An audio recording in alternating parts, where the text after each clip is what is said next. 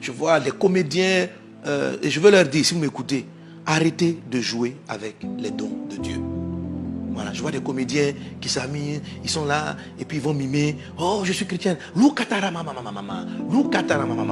Et les gens prennent ça pour en faire de la plaisanterie. Ils jouent avec ça. Ne jouez pas avec le Saint-Esprit. Ne jouez pas avec le Saint-Esprit. Voilà. Plaisanter a beaucoup de choses. Mais l'Esprit de Dieu, ne jouez pas avec lui.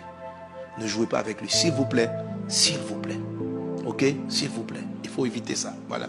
Faites vos comédies. C'est super. Ça détend tout le monde. On est tous contents. Gloire à Dieu. Mais les choses de Dieu, il faut les sacraliser. Il ne faut pas les banaliser. Il faut avoir du respect.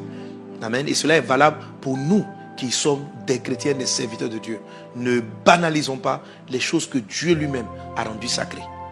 Donc ne tombez pas. La Bible dit que dans les temps de la fin, les gens seront profanes.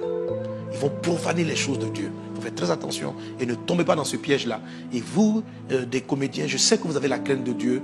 En jouant avec les choses qui concernent Dieu, à cause de ceux qui s'en servent pour manipuler, parce qu'il y a bien sûr de faux parleurs en langue, et il y a bien sûr des gens qui manifestent des faux dons, il y a bien sûr des faux pasteurs, des faux prophètes.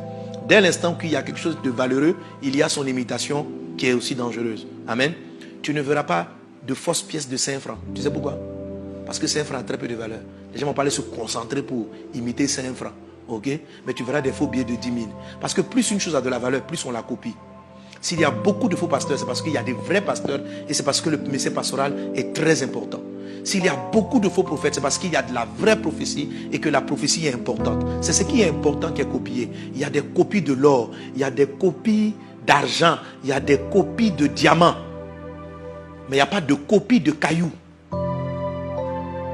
Voilà, il n'y a pas de copie de cailloux. Donc quand tu vois un phénomène spirituel qui n'est pas copié, il faut savoir qu'il n'a pas de valeur. Si la prophétie est copiée, c'est parce qu'elle est très valeureuse justement. Et vous n'allez pas regarder les copies pour délaisser tomber. Ce n'est pas parce qu'il y a des faux billets de 10 000 que tu ne vas plus utiliser les billets de 10 000.